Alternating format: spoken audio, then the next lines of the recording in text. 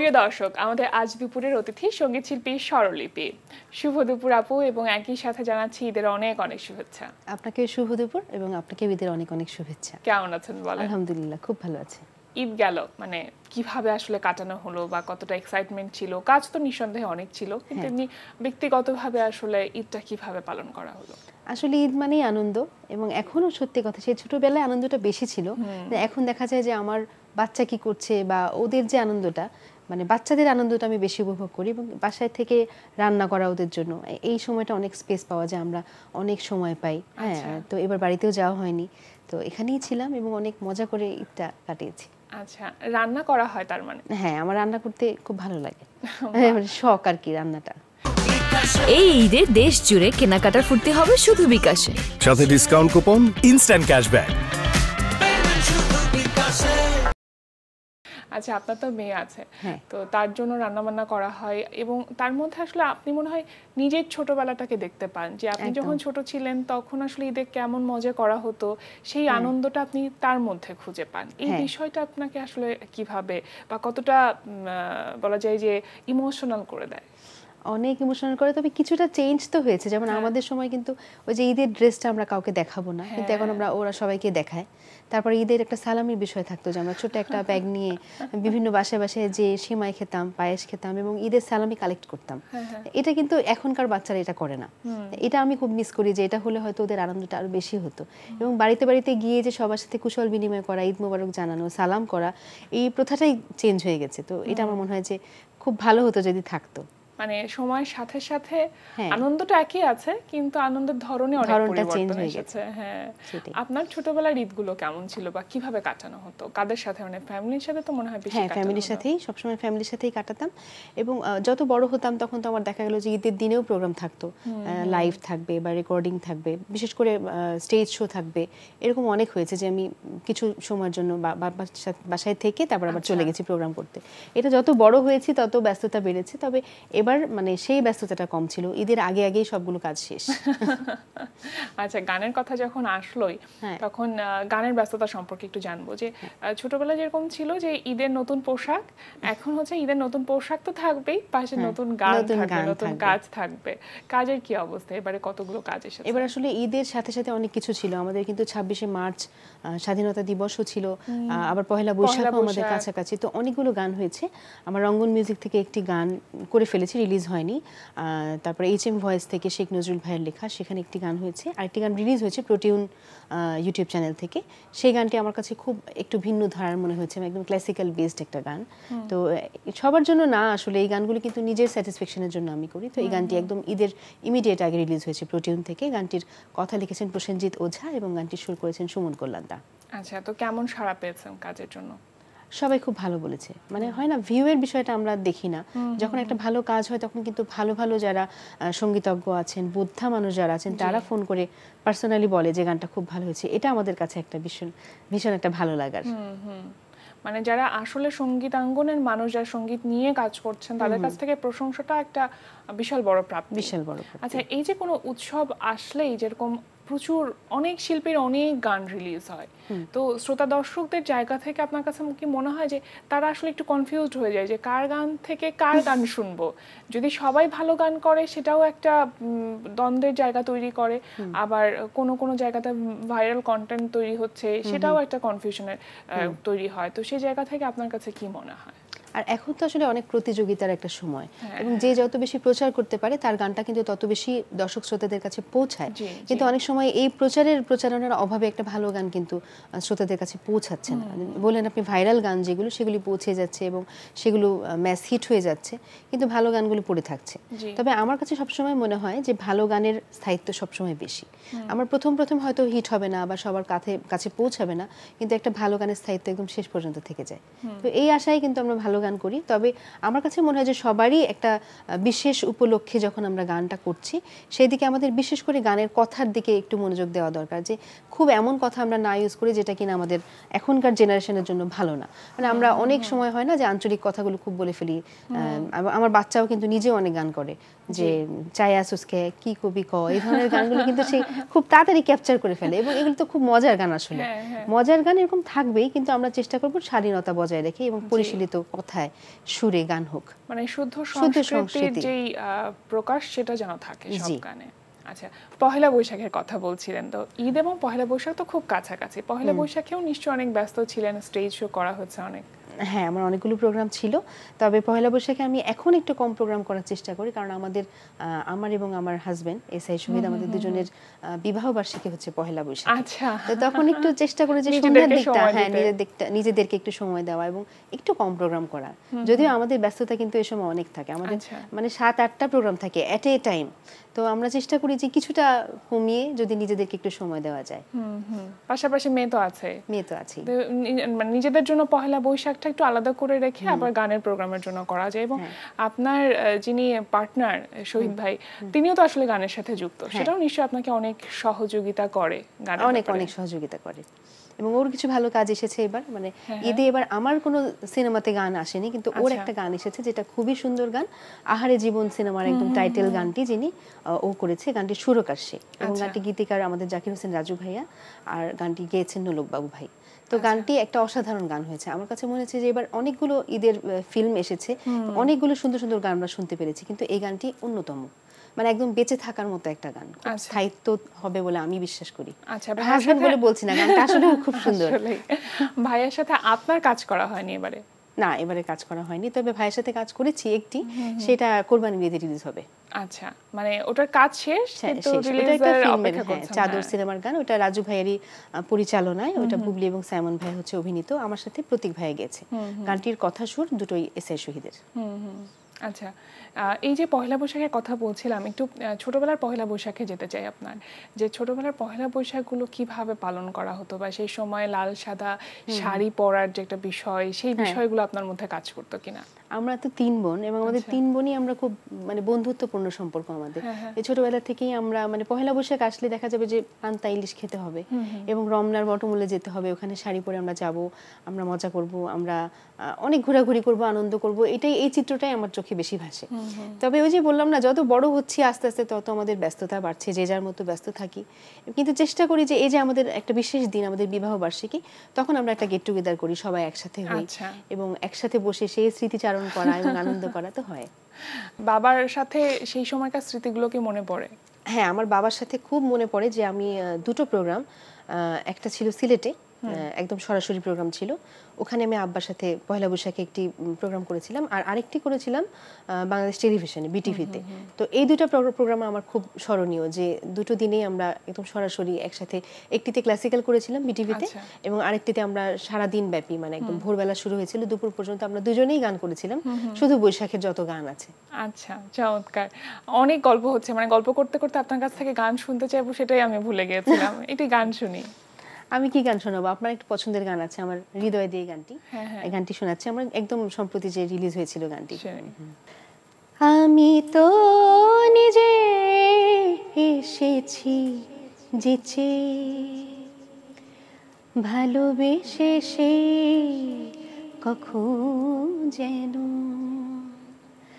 আমি তো নিজে এসেছি যেচে, ভালোবেসে সে কখন যেন মরে গেছি, শুধু তোমার কাছে আছি আমি বেঁচে, হৃদয় দিয়ে ভালোবাসে যারা, ভালোবেসে মরে যায় তারা, হৃদয় দিয়ে ভালোবাসে যারা, ভালোবেসে মরে যায় তারা, মরে গেছি শুধু তোমার কাছে বেঁচে রয়েছি, শুধু তোমার কাছে বেঁচে রয়েছি। আমার ভীষণ পছন্দের একটা গান এবং আপনার কণ্ঠে আমি যতবারই শুনি গানটি আমাকে মুগ্ধ করে রীতিমতন প্রত্যেকবার। অনেক ধন্যবাদ আপনাকে। আচ্ছা, এই যে আপনাকে আমরা দেখেছি সবসময় একটু সিলেক্টিভ কাজ করতে, মানে বেছে কাজ করতে আপনি পছন্দ করেন, তো আপনার কাছে কি কোনো জায়গাতে মনে হয় যে এই বেছে কাজ করাটা মানে এই যে কম্পিটিশন, সেই কম্পিটিশনের যে দৌড় সেটাতে খানিকটা পিছিয়ে দেয়? হ্যাঁ, সেটা তো অবশ্যই। আমার মনে হয় যে অনেক বেশি কাজ করলে হয়তো বা অনেক বেশি লাইমলাইটে আসা যায় বা সবার নজরে আসা যায়, কিন্তু আমার ব্যক্তিগত মতামত যে কোয়ান্টিটিতে না যেয়ে আমি যদি কোয়ালিটিতে যাই তাহলে কাজগুলো অনেক দিন বেঁচে থাকবে। এটা আমার কাছে মনে হয় যে আমি অনেক বেশি কাজ করলাম কিন্তু কাজগুলোর কোয়ালিটি সেরকম হলো না, কিন্তু আমি একটা কাজ করলাম টিকে থাকার মতো, সেটা কিন্তু আমার কাছে মনে হয় যে আমাকে বাঁচিয়ে রাখবে এবং আমার গানকে বাঁচিয়ে রাখবে। আমি একটু বলি যে আমি কিন্তু অনেকগুলো প্লেব্যাক করেছি, প্রায় 40টিরও অধিক, এবং রিলিজ হয়নি এরকম আরো 10-15টি গান আছে। কিন্তু এর মধ্যে আমার কাছে মনে হচ্ছে সবগুলো গান যখন আমি বাছাই করতে যাই আমি সবসময় হৃদয় দিয়ে গানটিকে এগিয়ে রাখবো, কারণ এই গানটি কিন্তু টিকে থাকার মতো একটা গান। আমার আগের গানগুলোর কথা খুব বেশি মনে পড়ে না। এটাই হচ্ছে আমার কথা, যে আমি অনেকগুলো কাজ না করে একটি ভালো কাজ করি, একটি ভালো কাজও কিন্তু মানুষকে বাঁচিয়ে রাখতে পারে, এটাই আমার বিশ্বাস। কোন অংশে কি আপনার এটা মনে হয় যে এই যে বেছে কাজ করার যে প্রবণতা, এটার জন্য মানে আপনার বাবা ওস্তাদ করিম শাহাবুদ্দিনের একটা প্রভাব আছে বা তার শিক্ষার একটা প্রভাব আছে? অবশ্যই, কারণ আমরা কিন্তু ফ্যামিলি থেকে সবার আগে শিখি, এবং আমার আব্বা একজন উস্তাদ এবং ওনার কাছ থেকে যে শিক্ষাটা আমি পেয়েছি সেটা কিন্তু সবসময় আমাকে বাধা দেয় যে না, আমি সব ধরনের গান আমি করতে পারবো না। আমার অনেক অফার আসে যে আপনি একটা এমন গান করেন যেটা করলে আপনি ভাইরাল হয়ে যাবেন, কিন্তু আমি কখনোই সেদিকে যাই না, কারণ আমার কাছে মনে হয় যে আমার বিবেকের কাছে আটকায় যে আমি উস্তাদ করিম শাহাবুদ্দিনের মেয়ে, এবং আমি নিজেও শিক্ষকতা করছি, গানের শিক্ষকতার সাথে আছি। তো একজন শিক্ষক পেশা হিসেবে যিনি শিক্ষক, তিনি কিন্তু সবকিছু করতে পারেন না, এবং আমিও চেষ্টা করি যে সেটা না তাকে একটা আদর্শ নিয়ে চলতে হয়, কারণ আমার আদর্শে আমার যারা স্টুডেন্ট তারা কিন্তু শিখছে, তো তাদেরকে আমি শেখাতে পারি না যে আমি এটা যদি করি তাহলে কিন্তু তারাও করবে ওটা। সেই জন্য আমি অনেক কিছু চিন্তা ভাবনা করি এবং আমার ব্যক্তিত্বের সাথে সবকিছু যায় না এরকম আমি বাদ দিই, এবং যেটা যায় সেটাই আমি করি। আপনি তো একটা স্কুলে আছেন এবং সেখানে গানের শিক্ষকতা করছেন, কিন্তু কখনো মনে হয়নি নিজের গানের একটা স্কুল হোক, সেটা নিয়ে কাজ করা? অনেক মনে হয়েছে, এবং আমাকে অনেকেও বলেছে যে আপনি প্লিজ একটা গানের স্কুল দেন, কিন্তু সময়ের অভাবে মানে একসাথে তো অনেকগুলো চাকরি করি, মাস্টারম্যান ইংলিশ মিডিয়াম স্কুলে আছি, ঢাকা দক্ষিণ সিটি কর্পোরেশন যারা গরিব দুস্থ বাচ্চা তাদেরকে গান শেখাচ্ছি, আবার নজরুল একাডেমিতে সেখানে অনেক বয়সের কোনো সীমা নেই, সেরকম স্টুডেন্টও আমার আছে। তো সব মিলিয়ে আবার নিজের প্রোগ্রাম, নিজের স্টেজ শো, হ্যাঁ, নিজের রেকর্ডিং, প্লেব্যাক, সবকিছু মিলে দেখা যায় সময়টা হচ্ছে না। আমার কাছে মনে হয় যে আমার বাচ্চাটা আরেকটু যখন বড় হবে, আমি আরেকটু সময় পাবো, তখন যদি করি, তখন মানে যখন আমার গান গাওয়াটা কম হবে তখন আমি গান শেখানোতে বেশি কনসেন্ট্রেট করব। এটা আমার একটা চিন্তা আছে যে ভবিষ্যতে আমি একটা নিজের স্কুল দিব যেখানে কিনা আমি আমার মতো করে বাচ্চাদেরকে শেখাতে পারবো। এই ঈদে দেশ জুড়ে কেনাকাটার ফুর্তি হবে শুধু বিকাশে, সাথে ডিসকাউন্ট কুপন, ইনস্ট্যান্ট ক্যাশব্যাক। আপু, আর একটি গান শুনতে চাইবো আপনার কাছ থেকে। আচ্ছা, আমার হঠাৎ করে মনে পড়লো আমার হাজব্যান্ডের কথা। এসআই শহীদের প্রথম একটি গান আমি করেছিলাম, গানটি যদিও আনরিলিজড, একটি সিনেমার জন্য নেওয়া হয়েছিল। আমি গানটি 2 লাইন গাইছি। হৃদয়ে তোমায় রাখি আদরে আদরে, জড়িয়ে তোমায় রাখি ভালোবাসার চাদরে,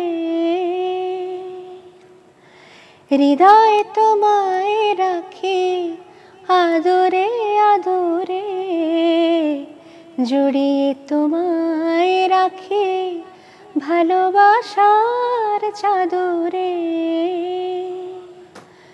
ভালোবাসি তাই ভালোবেসে যাই, ভালোবাসার চেয়ে মধুর কিছু নাই, ভালোবাসি তাই ভালোবেসে যাই, ভালোবাসার চেয়ে মধুর কিছু নাই। চমৎকার, দুজন মিলে ভীষণ সুন্দর একটা রোমান্টিক গান করেছেন একদম প্রথমেই। এটা আমার একদম শুরুর কাজ। মানে আমি তো প্রথমেই প্লেব্যাক করেছিলাম, এবং প্লেব্যাকের পরে যেটা প্রথম আমার মৌলিক গান ছিল সেটা ছিল এটা। মানে এটা কি বিয়ের পরে না বিয়ের আগে? এটা অনেক আগের গান। একটা নাটক ছিল ভালোবাসি তাই ভালোবেসে যাই, সেই নাটকটারও আগে ছিল কাজটা। ও, তাহলে তো অনেকদিন আগের কাজ। মানে এটা 2012-13 গান। চমৎকার। আচ্ছা, এই যে ভাইয়ার সাথে যে একটা কেমিস্ট্রিটা, তার দাম্পত্য জীবনের যে সম্পর্ক সেটা তো একরকম, আবার মিউজিকের জায়গা থেকে যখন কাজ করেন সেটা আর একরকম, তো একটা আরেকটাকে প্রভাবিত করে কিনা? কাজ তো আসলে দেখা যায় যে আমরা দুজনের পরিপূরক। ওর কাজগুলো আমাকে বলতে হয়, আমার কাজগুলো ওকে বলতে হয়, এবং দুজনের মধ্যে আমরা আলাপ আলোচনা করে অনেক কাজ একসাথে নির্বাচন করি, এবং ও যখন একটা গান সুর করে বা লিখে আমাকে শোনায়, আমার কোনো একটা কাজ আসে তখন আমি ওকে শুনি যে গানটা কেমন। তো এই যে একটা আন্ডারস্ট্যান্ডিং দুজনের মধ্যে, এটা আমার মনে হয় যে একই পেশায় না থাকলে এটা কখনোই হতো না। এবং ও আমার পেশাটাকে অনেক সম্মান করে এবং আমিও তাই ওর পেশাটাকে খুব সম্মান করি। তো কাজের ব্যাপারে ভাইয়া মনে হয় আপনার কাজের ব্যাপারে খুব বেশি, হ্যাঁ, ও আমাকে সবসময় অতিরিক্ত সাপোর্ট করে, যেটা আমি হয়তো একটু কম করি। দেখা যায় যে আমি কিছুটা স্বার্থপর, যে ওর কাজের ক্ষেত্রেও দেখা যায় আমি ফোন করে বলি যে তুমি কখন আসবে বাড়িতে, বা এই যে একটা ডিস্টারবেন্স, এটা কিন্তু ও কখনো আমাকে করে না। মানে আমার যদি রাত্রে 2টাও বেজে যায়, ও কখনো আমাকে মানে SMS করবে না বা ফোন করবে না যে তুমি তাড়াতাড়ি আসো, কিন্তু আমি এটা করি। তবুও দেখা যায় যে ওই যে দুজনের মধ্যে যে একটা মানে গান নিয়ে যে একটা সম্পর্ক, এবং এটা আমাদের বোঝাপড়ার জায়গা, গানটা যেভাবে যোগাযোগ তৈরি করেছে আপনাদের দুজনকে। এবং ও সবসময় আমাকে বলে যে তুমি আমার স্ত্রী হওয়ার আগেও একজন ভালো শিল্পী, এবং তুমি আমাদের দেশের একজন সম্পদ, আমি সেভাবে তোমাকে সম্মান করি, যে এটা কখনো হারানো যাবে না। যে তুমি সংসার করতে গিয়ে দেখা গেল গানটাকে তুমি পিছিয়ে গেলা, সেটা আমি কখনোই মেনে নিব না। গানটা সবসময় প্রায়োরিটি আগে পায় ওর কাছে, আমার চেয়েও বেশি ওর কাছে পায় আর কি।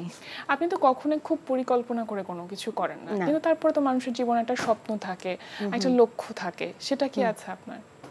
আমার ওই যে স্বপ্ন একটাই, যে আমি যখন থাকবো না আমার গানগুলো বেঁচে থাকবে। এবং আমরা যেরকম করে গান করছি, আমাদের শ্রদ্ধেয় শাহনাজ রহমতুল্লাহ ম্যাম নেই, কিন্তু ওনার গানগুলি আমরা এখনো প্রতিনিয়ত গাইছি। আমাদের শ্রদ্ধেয় রুনা লায়লা ম্যাম আছেন, শ্রদ্ধেয় সাবিনা ইয়াসমিন ম্যাম আছেন, ওনারা কিংবদন্তি, এবং ওনাদের যে গানগুলো ওনারা রেখে যাবেন, ওনাদের পরবর্তী সময়েও কিন্তু আমরা গাইবো। এরকম আমি চাই যে আমি যখন না থাকবো আমার কিছু গান এমন থাকুক যেটা কিনা বেঁচে থাকবে সবসময়। এটাই আমার একটা স্বপ্ন, পরবর্তী প্রজন্মের কণ্ঠে থাকুক আপনার গানগুলো, সেটাই প্রত্যাশা থাকবে। আপু, একেবারেই শেষ পর্যায়ে চলে এসেছি। অনেক অনেক ধন্যবাদ আমাদের আয়োজনে এসে সময় দেওয়ার জন্য, এবং একই সাথে ঈদের আবার অনেক অনেক শুভেচ্ছা। আপনাকেও অনেক অনেক ধন্যবাদ, এবং NTV আমার খুব পছন্দের একটি চ্যানেল, আমাকে এই আয়োজনে আমন্ত্রণ জানানোর জন্য অসংখ্য ধন্যবাদ। প্রিয় দর্শক, আমরা চলে এসেছি অনুষ্ঠানের শেষ প্রান্তে। অনুষ্ঠান সম্পর্কে আপনার মতামত জানাতে মেইল করুন আজ দুপুরে @ntvbt.com এ। বিশ্বের যে কোনো প্রান্ত থেকে যে কোনো সময় আজ দুপুরে দেখতে ভিজিট করুন আমাদের পূর্ণাঙ্গ ওয়েব পোর্টাল www.ntvbt.com। এছাড়া NTV সব জনপ্রিয় অনুষ্ঠান ও খবরের আপডেট পেতে ভিজিট করুন আমাদের ইউটিউব চ্যানেল ও ভেরিফাইড ফেসবুক পেজে। সবার মঙ্গল কামনায় আজকের মতো এখানেই শেষ করছি। শুভ দুপুর।